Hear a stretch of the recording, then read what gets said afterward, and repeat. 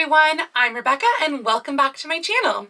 So this week I'm going to be doing a little bit of a different project for me, something that I have never done before, but that obviously combines multiple of my interests, which is I'm going to be making a relatively historically accurate outfit for one of my American Girl dolls. Now, I have been following Pemberley Threads on Instagram for a while, and all of the pictures that they post of all of their gorgeous pattern creations, I just drool over every picture. They're so gorgeous, and especially the 1830s outfits. And so finally I was like, okay, that's it. I can't wait any more. I've got to try one of these patterns. And it actually kind of fell into just the right timeline for the fact that this week my mom and I are actually going to be traveling to Hawaii. Now, one of the things about me is that I am not good at relaxing and doing nothing. I'm really not. Like, basically, if I'm watching a movie, I'm on my phone or I'm sewing or I'm like on my computer or I'm something. I can't just like sit there on my phone even, or I can't just like sit there and do nothing. And so this vacation may actually be a little bit of a challenge for me because we're going to Hawaii with the purpose of like doing nothing and, you know, sitting by the pool, maybe going snorkeling, going swimming, etc. But basically doing nothing. And I already know that that's going to be a challenge for me. So I'm bringing a few books with me, but I also figured, why not bring a little bit of hand sewing with me? And if I do it, great. If I don't do it and find that I just don't want to do it, then okay, and then I guess I won't get very much done in this week of this video. But I have a couple of days before we go to Hawaii where I'm going to start this project. Though that said, I am also starting a new job tomorrow. I am actually going to be in Cinderella at Village Theatre in Issaquah and in Everett here. And I am the understudy for the Queen, and I'm also a swing for the ensemble. So I'm not necessarily going to be on stage unless someone calls out of the show, but I have to learn like a handful of tracks. And rehearsals for a show at Village Theatre, this is a professional theater company. They are like 40 hours a week, like 10 a.m. to 7 p.m. every day. So I figure, again, hand sewing might be a good idea. A very small portable project might be a good idea. And doing like a doll dress seems like something that is both easy to hand sew because it's small and very portable because it's small.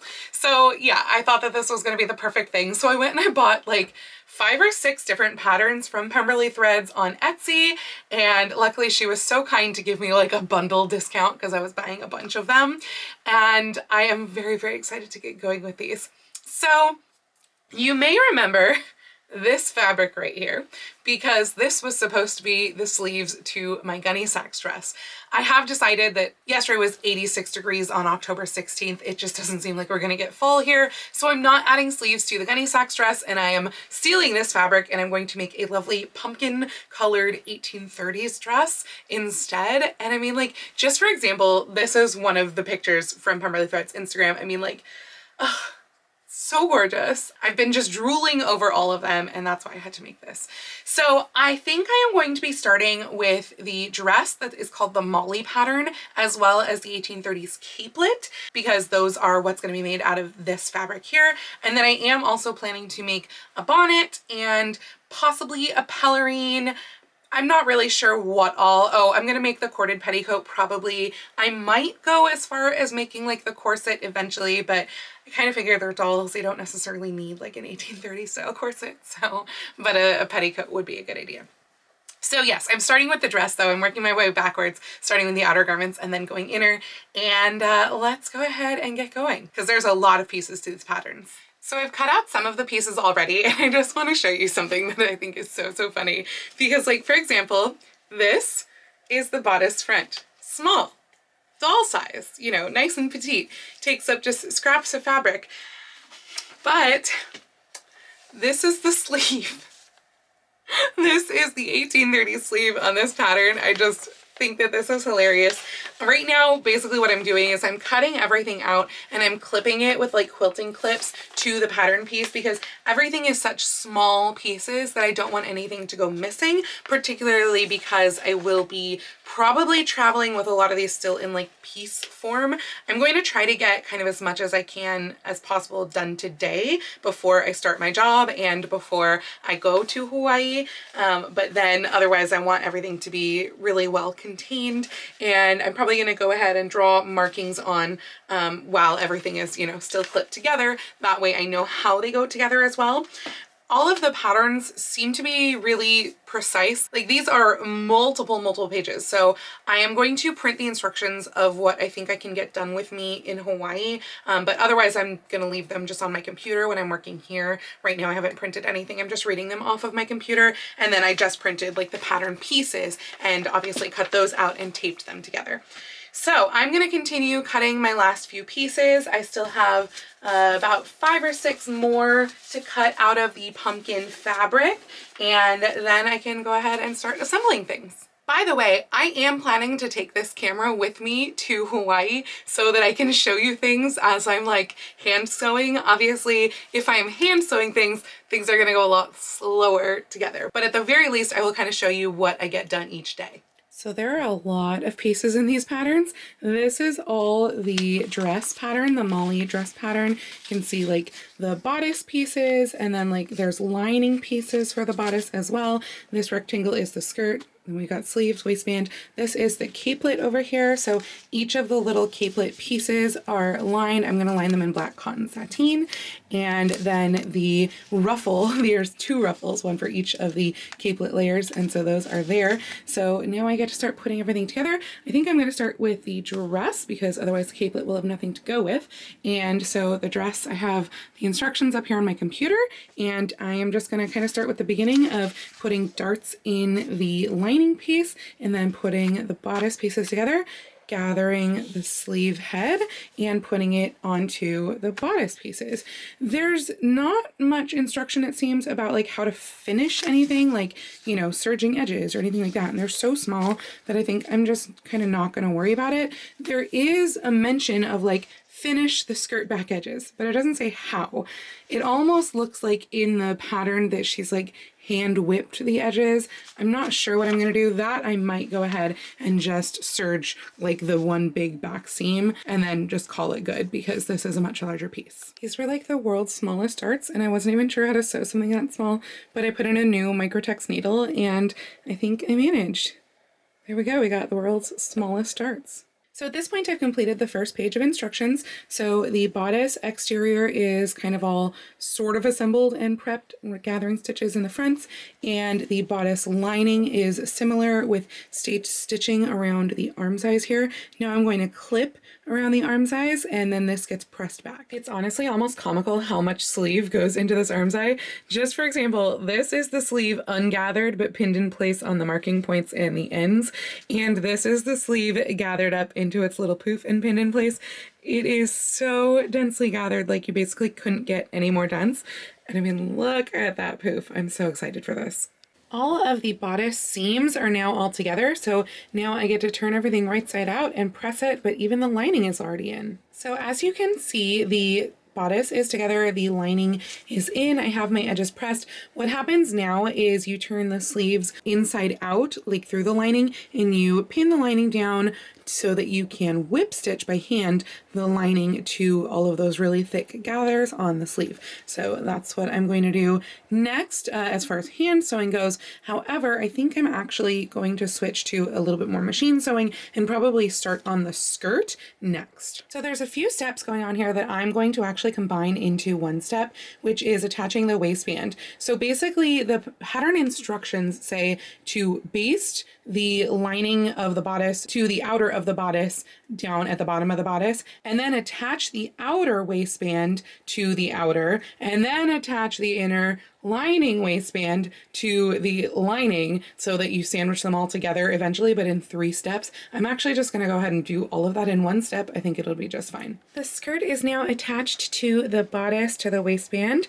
The waist here, it needs a little bit of a press, and the rest of everything now is hand sewing, because what happens is that the lining waistband gets whip stitched down like that so that it covers all of these raw edges here, and that way we don't have to worry about like all those threads or anything.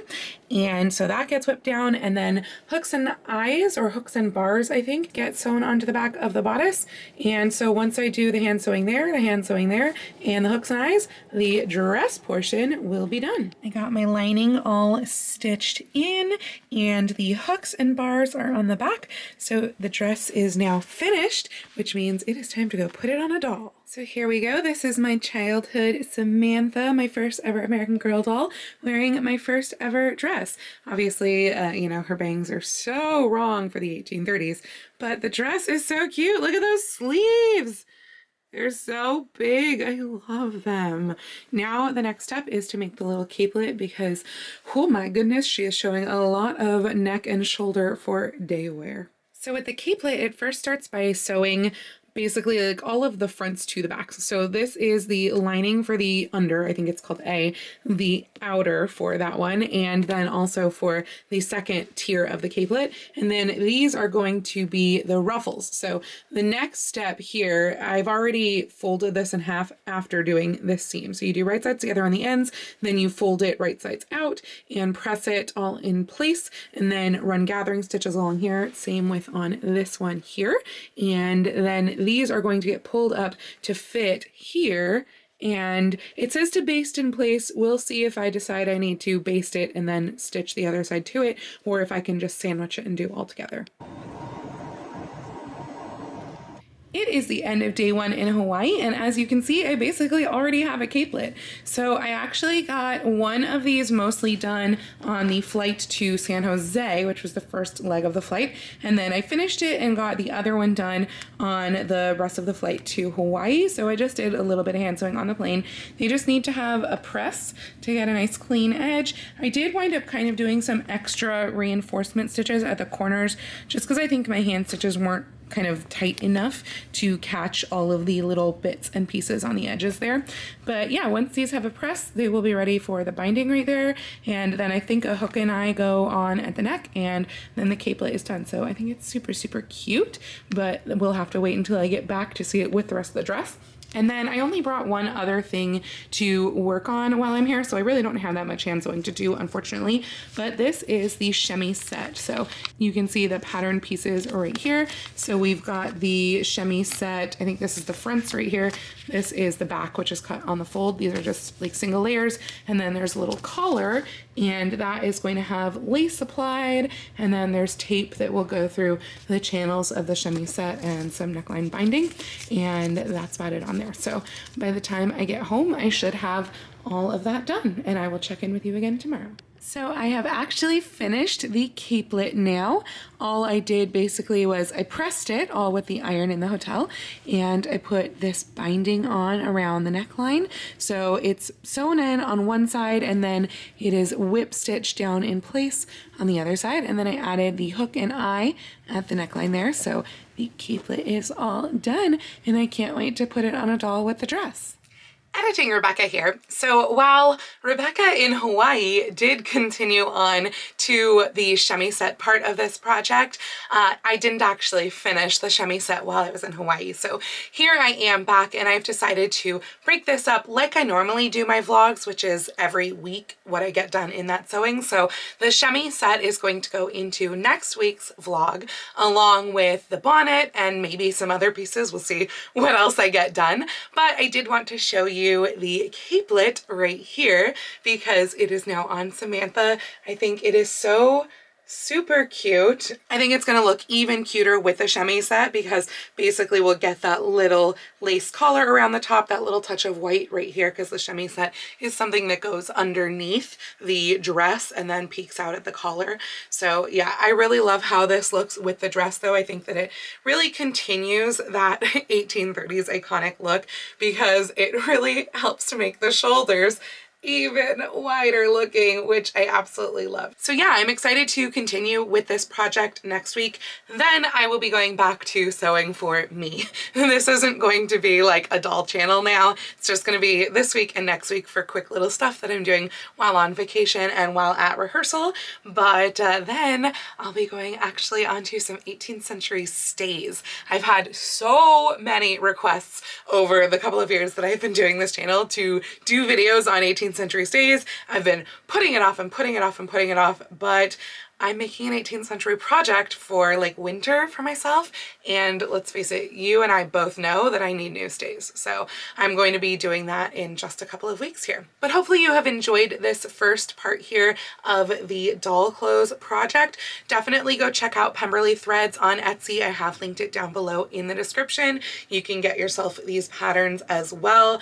They're really, really well done patterns, honestly. Like, I have been super impressed with it, and it's so nice to have to sew something that I don't have to fit mock-ups or anything like that. It makes the process so much easier, and even the hand sewing was like kind of relaxing, which was nice. So hopefully you have enjoyed this video. If you like this video, please go ahead and click the thumbs up icon, and if you'd like to see more videos like this from me, please go ahead and click subscribe and the little bell icon to be notified every time I post a new video.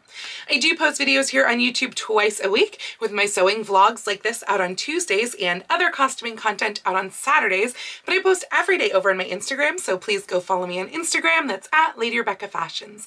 And if you'd like to help support all of the work that I do on this channel, I do have a link to my Patreon and my Ko-fi down in the description below, or you can send me a super thanks right here on YouTube. I'd also like to give a special shout out to my Edwardian level patrons, Sharon and Mirage. Thank you all so much for joining me today. Have a wonderful week, and I will see you very soon in my next video. Happy sewing!